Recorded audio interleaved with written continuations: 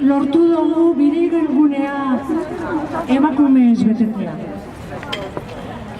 Berriz ere, batu gara hemen Elorregi, San Prudentzion, Deba Bailarako emakumeok. Eta elkartu gara, ahalik eta altuen aldarrikatzeko guk bizitza jartzen dugula erdigunean.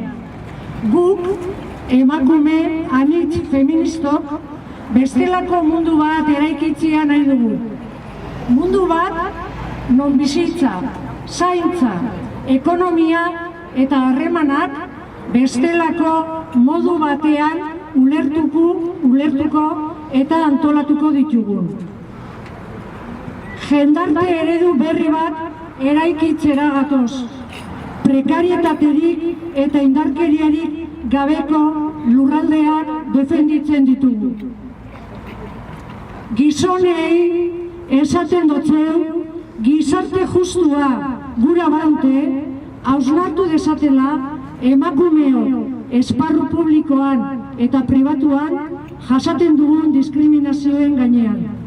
Gogoeta egin desatela genero privilegioi uko egiteko moduez. Martxoaren 8an emakumeok planto eginez munduari, gobernuei eta jendarte guztiari erakutsiko diegu ezinbestekoak garela. Emakumeok batuta garaitezina gara, egin diezaiogun planto kapitalismoari, planto patriarkatuari, planto heteroarauari,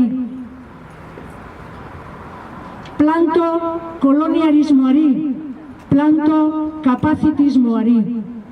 Iraultza feminista behar dugu patriarkatuarekin, kapitalismoarekin eta herri batzuk beste batzuei gain jartzearekin amaitzeko.